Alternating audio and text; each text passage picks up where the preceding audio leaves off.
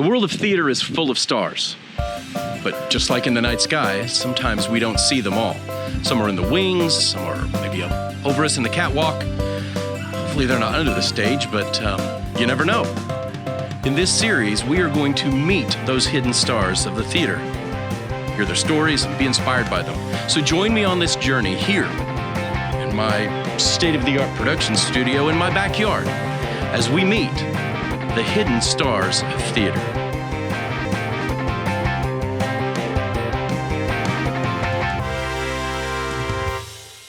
Hey everyone, and welcome back to the Hidden Stars of Theater. It is great to have you here as always. I'm your host, Jamie Davis, and we have got a great show today. I know I say that every time because it's true every time. Today, our star that we are going to meet and we're going to celebrate is Alex Groveman. Alex is a carpenter and a flyman on multiple tours, national tours, and we're going to hear all about that, and we're going to learn a little bit more about what it means to be a flyman. We've talked a lot about being a carpenter, but we're going to learn something new today from Alex, which is awesome, and he's a great guy, and it's great to have him with us today. But before we do that, we have a host school, the Magnet Academy for Cultural Arts in Opelousas, Louisiana, and I hope I'm saying that right. I wish I was there right now having some, I bet you guys have some great Cajun food and seafood, and unfortunately we don't have that here in my camper, but send me some crawdads or some jambalaya or some etouffee. I'm getting hungry just hearing about it, so it would be great. But it's great to have you, MACA, the Magnet Academy for Cultural Arts, as our featured school today, and they sent a lot of show shots, and so we're going to actually split those up. We're going to see half of them now, and then we're going to end the show today with half of them. So why not get to that so we can meet Alex? So let's do that. Let's run our show shots.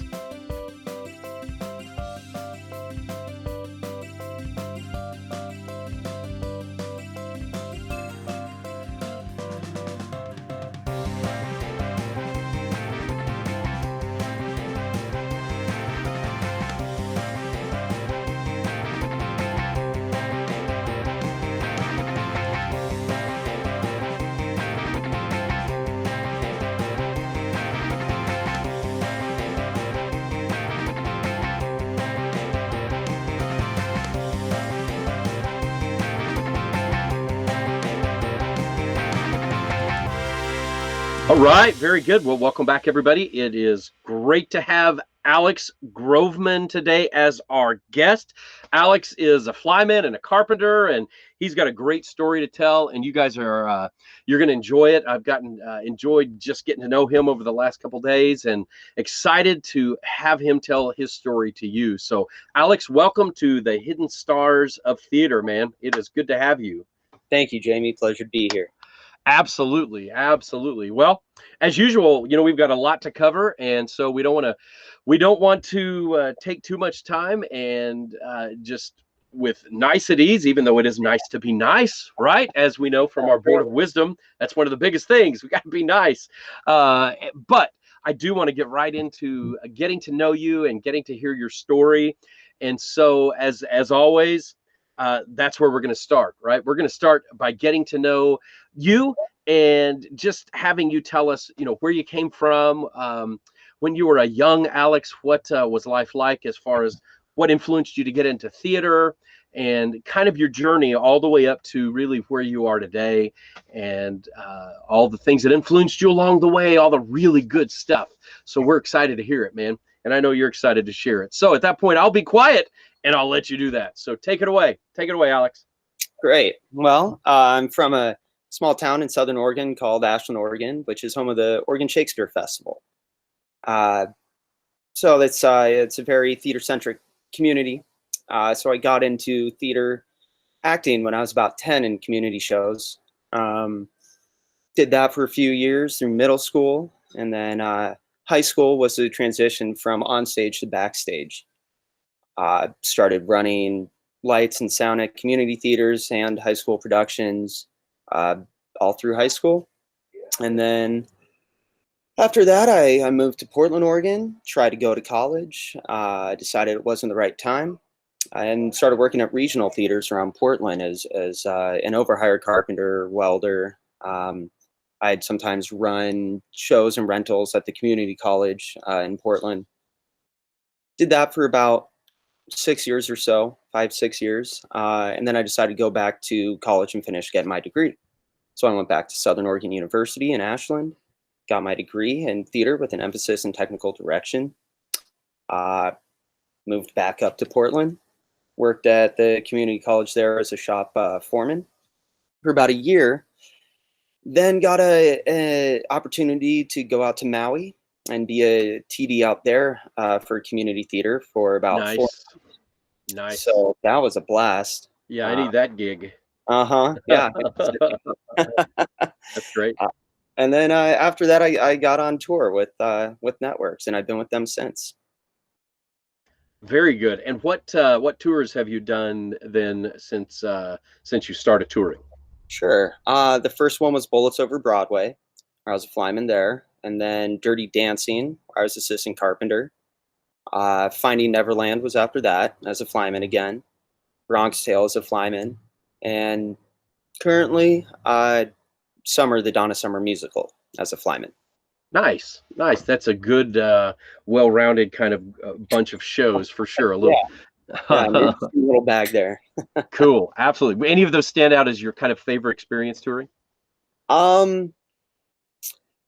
Finding Neverland was great because we got to go to Japan for 3 weeks. Oh, that is cool. That is pretty Nice. unbeatable and definitely life-changing. Absolutely. And we haven't talked about this, but was doing theater in Japan like massively different than in the States as far as approach? Did you have to learn any new certifications or anything safety-wise that they required that we don't here, or the opposite? They're very safe there. Not to say that the United States isn't safe, but they just have a different way of going about it. Their rail is at this theater called the Orb in Shibuya, which is that famous kind of district with all the crosswalks. Absolutely. Yeah. So it's right there on the corner of that crosswalk area. Beautiful theater, 13 floors up, so everything elevators up, and the fly rail is all motorized. It's no one pulls a line, so it's all. Oh wow, that's cool. The whiteboard.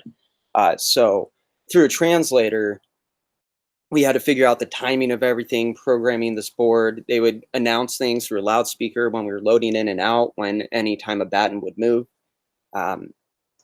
And the other interesting part was just learning how to communicate when you couldn't really communicate. Oh, no doubt. Yeah. One translator per kind of group of carpenters, or, one for the electricians and one so you really had to just with your hands learn how to put things together, and they got it too. We're not the first international show to go there, so it was just all a great experience. Yeah, definitely. Translation is important when you're dropping battens with all that weight on them and everything else, huh? Oh, yeah. Interesting. Mm-hmm. Well, that's cool. Well, I want to dig a little bit deeper into some of the things you shared. Start out when you were in high school and discovered that being backstage and the technical parts of things, as opposed to maybe being on stage performing, maybe was a little bit more to your liking. Mm-hmm. Did you have some people available in high school to mentor you in that? I know you mentioned community theater, or was it just go out there and Google what you can and try to figure it out, or go to the library and figure it out? It was definitely people and the community at large. Definitely the TD in my high school, who was actually my TD when I went back to college. So I had her twice in my life, which is great. She was a great influence, very positive influence, as well as a lighting designer from high school, and then some actors and technicians in the community theater crowd that I just kind of would watch, and they brought me along and taught me what they could. Very good. Did you find they were pretty eager to do that, or was it something where you had to go kind of pull it out of them? They were eager, cool. But it's also what you put into it. They weren't there to just scoop up kids and try to take them backstage and force them there. But, a few of us that really wanted to be there and showed up for the weekend work calls and stayed late to paint or do electrics, they were then open to whatever questions or anything they could.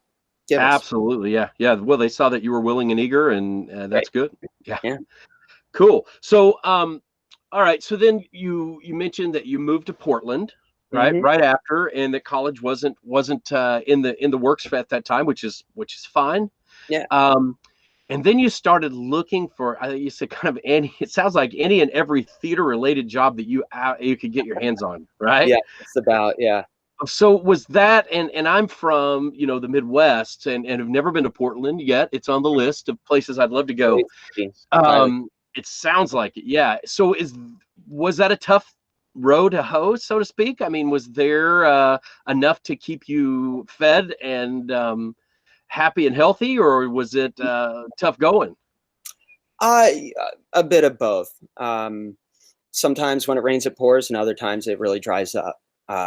And working Yeah. as over hire because no one was able to just hire me part time or full time.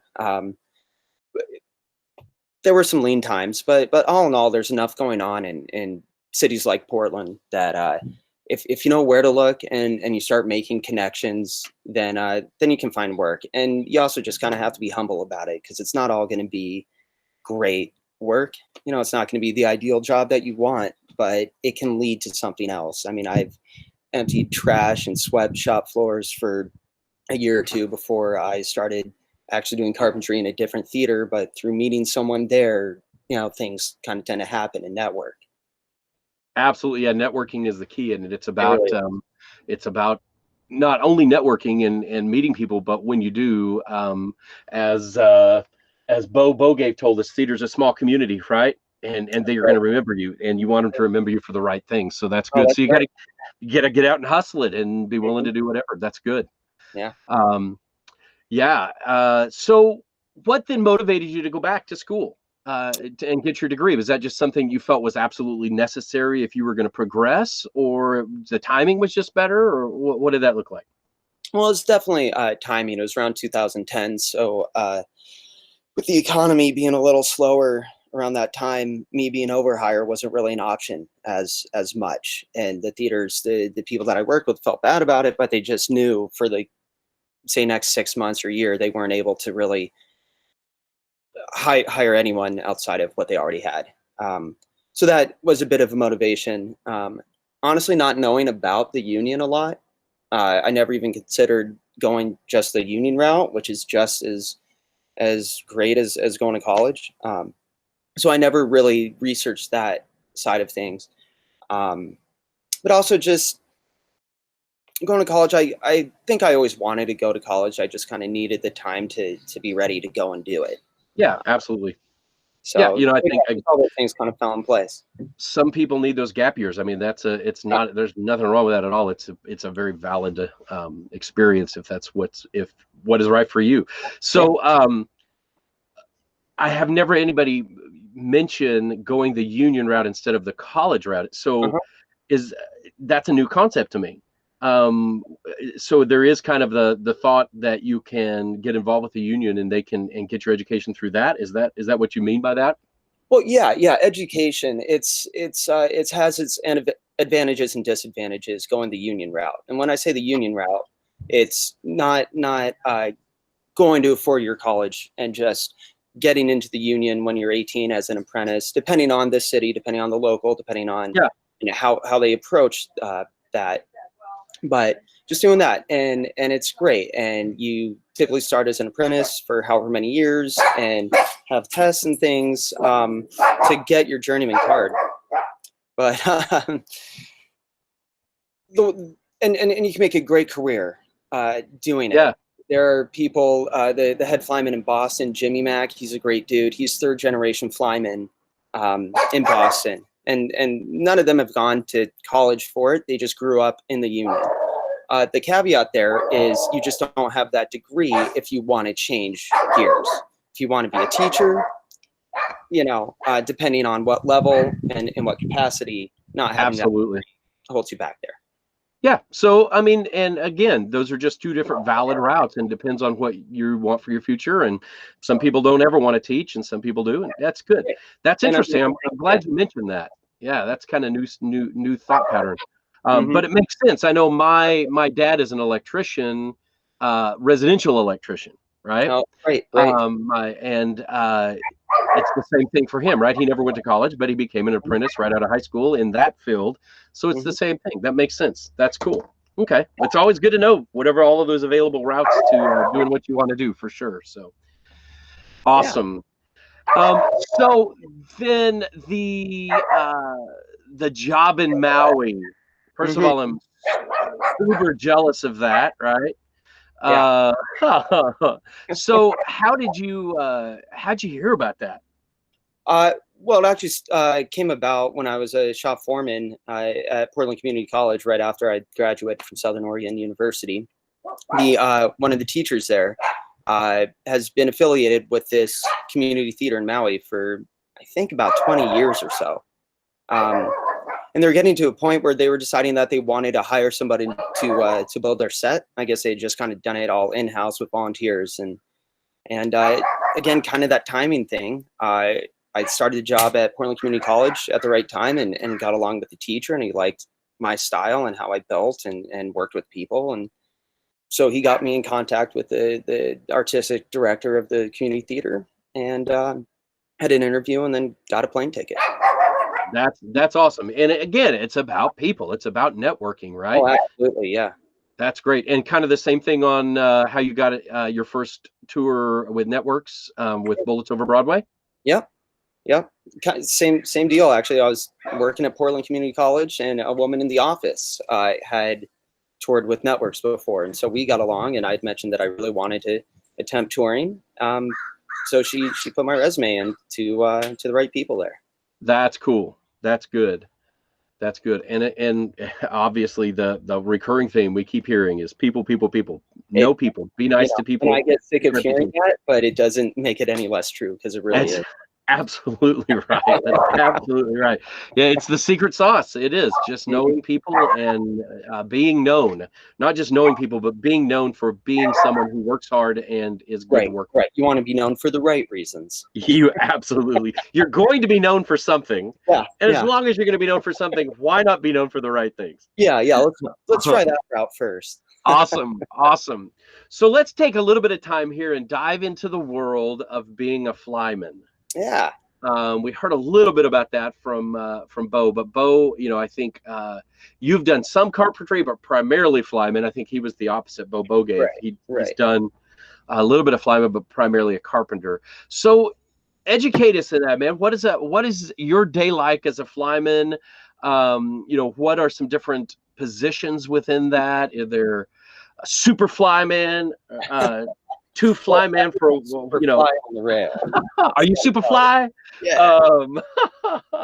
But what does that look like? And just kind of break that down for us. Sure. Well, as a road flyman, I'm in charge of things overhead. To just put it simply. Depending on if there's automation person on the tour as well, the rigging might fall to the flyman. The rigging might fall to the automation guy, or it might fall to the head carpenter. It just kind of depends on the tour and what needs to happen. So that might be part of it or not, the rigging aspect. But so I'm in charge of making sure that everything's loaded in safely. I know how the set's built, so I know how to communicate with the rail, the house rail, and the house team, how to safely build this with their help. I always say when I start a load in that I know my set, but the guys, the locals, they know their venue and they know their crew. So together you can do it. But I can't go into a house and tell a guy how to do his job. That absolutely doesn't make it doesn't fly. Doesn't fly to have a really bad time. Not fly. So in the house there's a head flyman, and typically they're there at that theater all the time, and that is their fly system, so they know everything about it. There's some theaters where that's not the case, and that's just fine, but typically there's a head flyman, and at least for the load-in, there's one person on the rail that I go and talk to discuss what's going to happen and how we're going to do it. Sometimes the head carpenter of the venue steps in, so I'll talk to the head carpenter, and the head carpenter then talks to the flyman, which is also perfectly fine. So sometimes there's just an extra step in that game of telephone, but usually it's for the better because that's how things work smoother. Okay. So load in, load out is kind of the same thing. It's just the safely loading it in, working with electrics, working with sound, working with props if they need anything, with the order of operations to make sure it gets loaded in on time, safely, and in the correct order, and the same with the load out, safely, correct order, and hopefully everybody's happy. Yeah, because you have to, most of the time, I would imagine you're cross-connecting with both teams because you're raising and lowering battens for electrics and for set pieces and things like that. Right, correct. And then there's also the hidden danger of when there's a stick of truss, there's a batten above it that is tied into it with aircraft cable that we call a cable crossover. So that can have maybe, it always wants to be arbor heavy, which means on the pendulum it's a little heavier on the fly rail side than over the stage side, so that it keeps tension on it and it just keeps the cables above the truss. But sometimes flymen will lock those during the shows, with the line locks as a safety feature, and then the communication, which is always key, doesn't happen. Electric starts bringing in a stick of truss and it breaks that line set because it's still locked. So, oh, that's not good. Right. So there's little things like that to always watch out for too. Even sound audio, sometimes they have crossovers and they might be on motors. Like, you never know. So it's always just communication, making sure that the order is right to get in the trucks, that you're not clogging up the deck, that you're not stopping someone else or another department from working. Right. So it's a lot of coordination. Got you. It is a choreography unto itself, isn't it? Yeah. Yeah, absolutely. And I imagine week 1 versus week 20 is quite different. Oh, it's very different. Yeah, once you know the set, once you know the show, and you know your touring crew, and you iron it out. It takes a good 7 load-ins, I think, to even get an idea of what's really working and not in terms of order of operations. And then there's always the weights on the truck have to be this and that. There's things that you can't really control that have to factor in that are beyond me, beyond a fly, beyond the head carp even. So. Absolutely. So I'm going to have you break down for our listeners, our viewers, some terms that I know because of my time in theater, and obviously because you live it, but they may not know. So some of the things you've mentioned are just the rail itself, batten, and fly rail, synonymous there. And then talk a little bit about, and one of the positions that's kind of the heavy is the bricks, laying the bricks, Oh, sure. Yeah. Yeah. So. Yeah. Let's see. The fly rail, it's a counterweight system, pretty much. So the battens are these pipes that they go across the stage. So they can be 40 feet long, they can be 60 feet long, it just depends on the size of the stage. So you have the batten on stage, and then off stage is what's called the arbor. And that's just the whole pendulum. That's the balancing act, is whatever's on the batten on stage, there's 100 pounds, you want 100 pounds over here on the arbor. So that way it's even. So when you take, attached to that arbor is this continuous rope, if you think about it. So if you pull on one way of the rope, those weights move this way. Pull on the back line, the weights move down, and that's all connected to the batten. So you pull the rope, the batten moves with the arbor.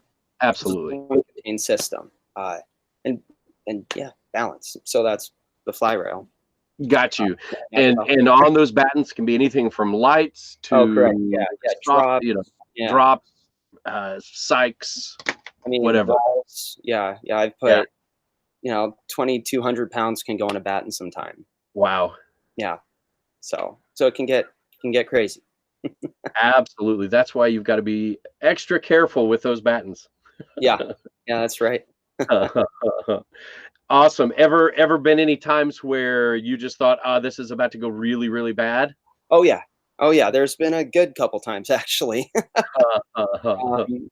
There's been a few cities where we go into a load in and the fly rail, for whatever reason, either doesn't know or doesn't safely and properly lock off their line sets when we're loading in. So you use something different than that handbrake, when you're loading in, because those are only rated for maybe 20 pounds. You never want to come on that. So when you load in, there's multiple ways. There's tying it off, wrapping it up. But for whatever reason, some cities just don't do that or don't know about it. So when we go in and I have a 1,500-pound wall, then we need to have a chat with the house about adding some safety features and guidelines to it. Yes, for the sake of everybody that's going to walk under it. Yeah. Wow. Yeah. That is quite a lot of responsibility in that position, for sure. It can be. Yeah. So anything else about the positions before we go on that you haven't talked about, or are we good? I guess I never really mentioned how it runs during the show. Yeah, absolutely.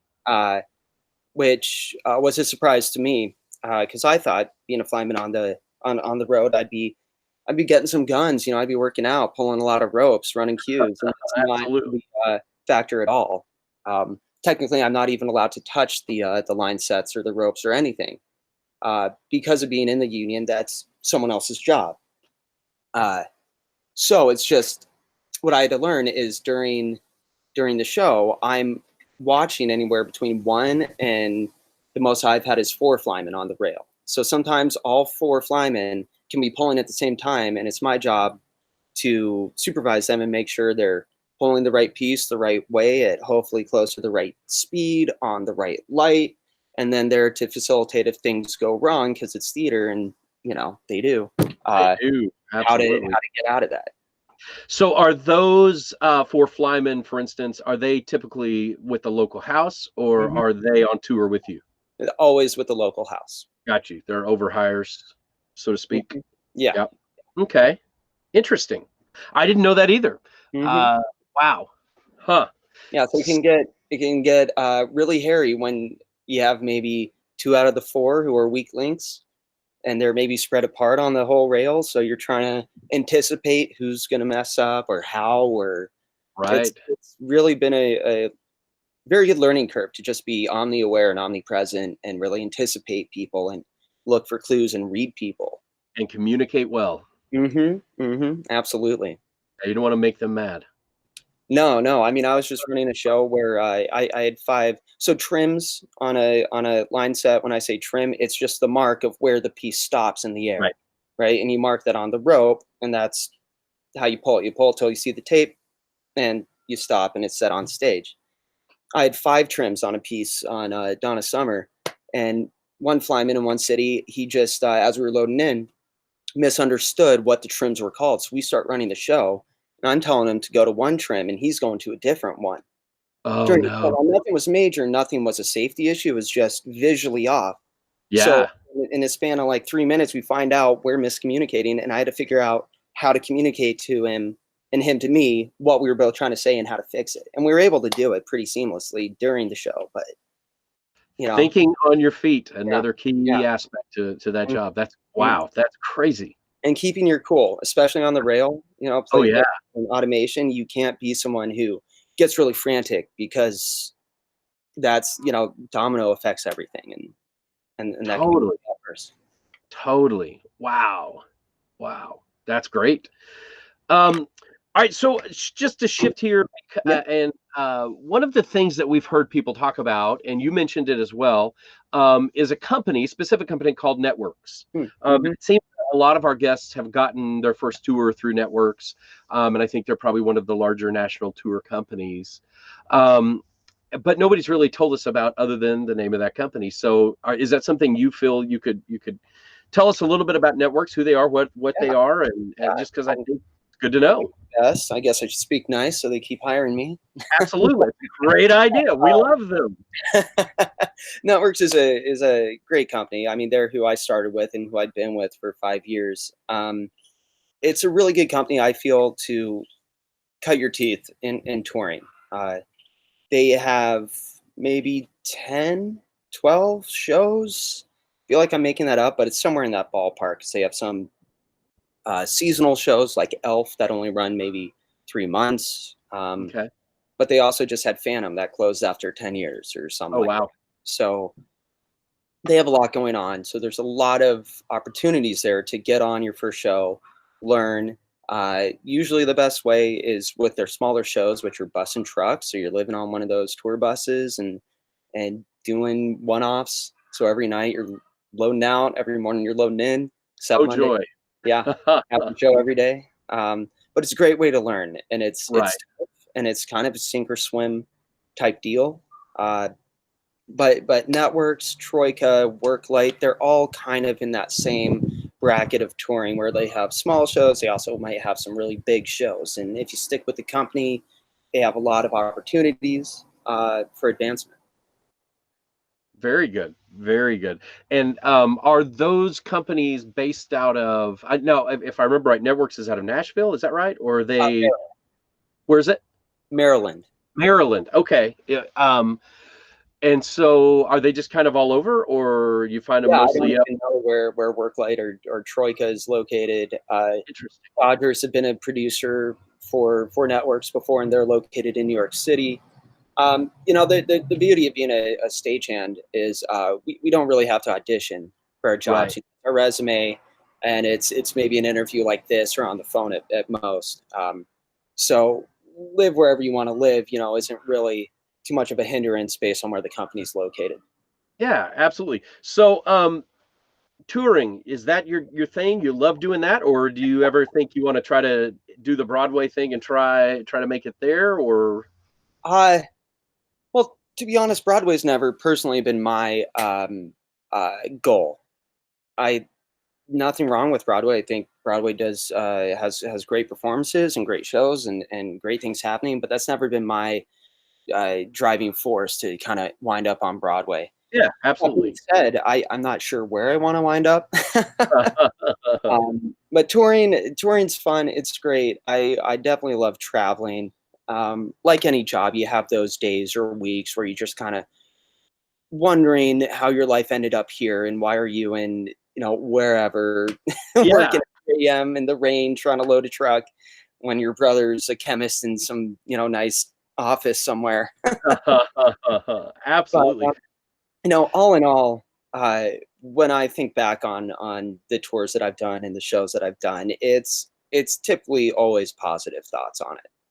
Yeah, cool. Yeah, and I think, different strokes for different folks, just like all aspects of it. Some people are probably going to love touring more and some people are not, and Oh, that's yeah. okay. Right, and It there's nothing wrong with that. Yeah. No, not at all. Absolutely not at all. Well, very good. Well, kind of down to my favorite question to ask now, Alex, All right. because when as I do these interviews and I talk to everybody, they love what they do, right? Mhm. They absolutely love what they do. Otherwise, they wouldn't be doing it because it's not necessary, especially touring, is not Mhm. what you would consider an easy life, right? Right. I mean, Right. you're moving a lot. You're not putting down roots. I know that you don't have somebody who can take your place if you get sick, Right. right? Right. Breaks. You don't get a lot of time off. So Mhm. why do you do it, man? What is it about being a flyman, a carpenter that you love that inspires you to get up and to go to work and to look for that next tour and keep doing the thing? What is your passion in this? That's it's funny. I ask myself that a lot, especially at those 3 a.m. moments. Contemplating Absolutely. Why do I love this? all my life choices. But I think like a lot of people in this industry, a lot of it's the camaraderie, the teamwork in it. And even though people can butt heads during load-ins or load-outs, it does take everybody there to put on the show. So that's Absolutely. certainly one main factor of it. Another one's the gear. I mean, I like building all this cool stuff, and it's just so interesting to me how it breaks down and how it sets up and how it functions, and things are just getting more complicated and interesting with automation and this and that, and there's always somewhere else you can go in theater. So that the troubleshooting that kind of goes along with that, like it all works together. Troubleshooting, learning, it's fun. You're always trying to solve a problem. You're always trying to make it better. You're always trying to, you can always learn in theater. You can always grow in theater. You're always trying to figure it out. So I just love all of that together. Yeah, with hopefully some good friends next to you trying to figure it out with you. Cool. That's it, right? That's the thing is doing what you love with people that are loving what they do as well. Yeah. And that's when the magic happens. Um, what about when you're doing the show and everything's going great? Do you ever just get that sense of, aha, look what I just did? Is that the kind of thing that happens when you're up in the rails at all? Absolutely. Yeah. Sometimes you get so tunnel vision that once in a while, I'll break out of that and just kind of think like, okay, I'm here. I'm in the Boston Opera House on the fly rail running a show with these professionals. That sign on the door that said authorized personnel only. That's me. I'm qualified. I deserve to be here. I've worked for it. So yeah, when a show runs great, when a load in just kicks, when a load out, we smoke it. It's everything. I just want to like spike my radio and high five. Yeah, don't do that, right? No, but yeah, audio gets kind of upset when you do that. Drop the mic. Sorry, Yeah. guys. Especially not from the rail. Yeah, no, Yeah. Up in the fly. You don't want to drop from up there. That's Yeah. awesome. Yeah, I love what you said. I'd never thought about that. When you see that sign that says authorized personnel only, yeah, I'm that guy. That's cool. Sorry, but just one of those little things. You always see the signs, that's not you. That's me. I'm you the have guy. the pass. You show everyone in your first tour. You're like, you see my badge? That's right. Yep. Just get a T-shirt. I'm the authorized personnel. Your mom That's warned right. Well, that is awesome, man. Well, you know what? Is there, Alex? This is great. Is there anything though that I haven't asked you or we haven't talked about that you think would just be great knowledge for somebody who's considering walking into the world of being a flyman? That's just good advice. Maybe things they don't teach you in college, or you just going to learn on the road that are just good nuggets of wisdom. Sure. Yeah. But one thing that was really shocking to me when I started touring and working in union houses was that not everybody working on the show is going to have the same view of theater that you do. Those of us who went to school for it and studied it, we started with maybe the ancient Greeks and went from there.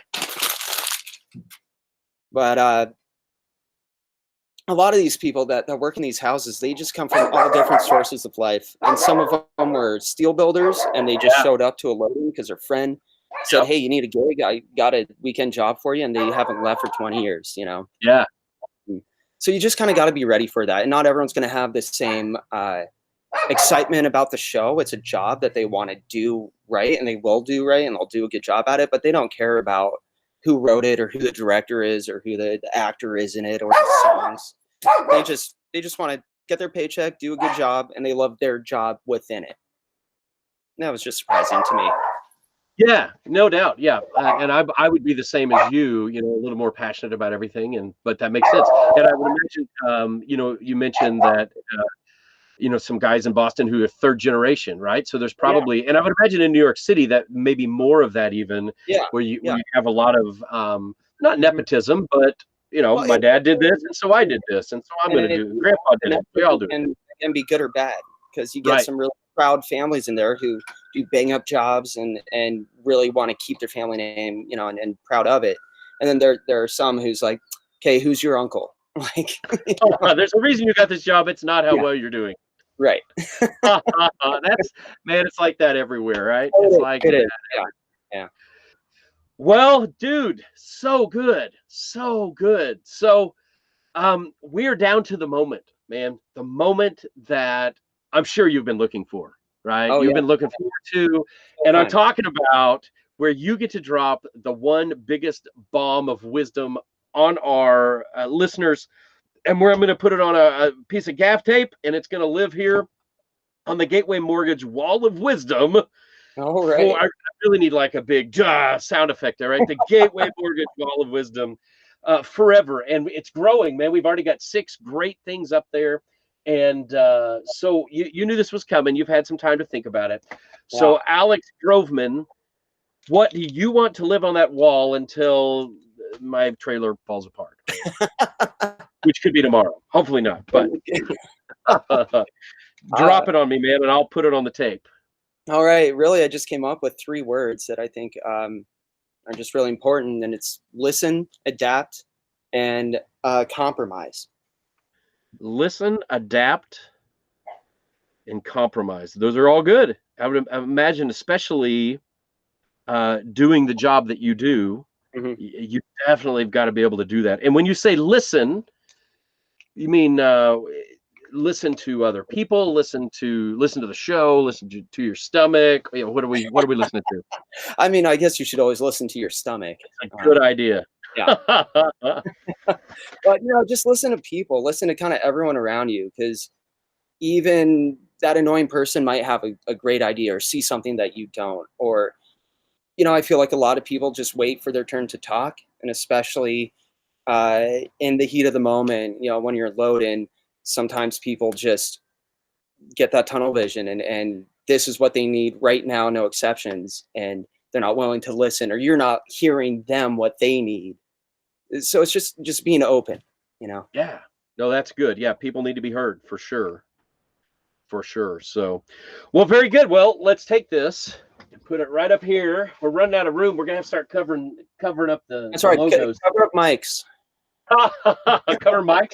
Yeah. Well, I could cover 3 of his since he gave me 4 and just let him have 1, right? Overachiever. Come on. Always one in the crowd. Always one in the crowd. Always. Well, very good. You're right there over my shoulder, Alex. It'll stay there forever, and it's been so good. And thank you.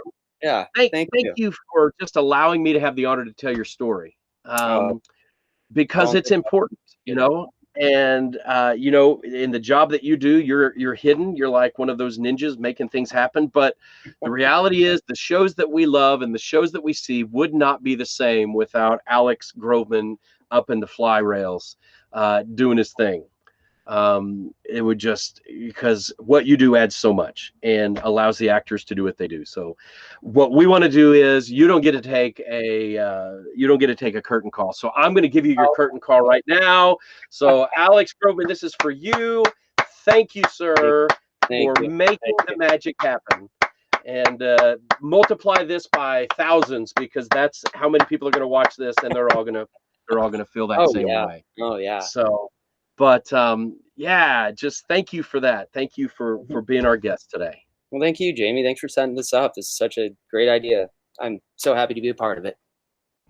And we were incredibly happy to have you as a part of it, Alex, for sure, man. Thank you so much for being a part of the Hidden Stars of Theater family now. You're up here forever with some great advice. Listen, adapt, compromise. I love it. It's good. It's good not just for the theater, but in a lot of things in life. So, hey, you guys out there listening, remember that. And if you're at a show and you see in the playbill Alex Groveman, if you can find him at backstage afterwards, don't go up there illegally, but somehow somebody or something. I don't know. Meet him. Get him to sign that playbill, because Alex Groveman is a star, man. He's a star just as much as anybody else in that show. So, and we celebrate him today. Alex, thank you. And we celebrate the Magnet Academy for Cultural Arts, our feature school. Thank you guys for sending in just some incredible shots from your 2019-2020 season.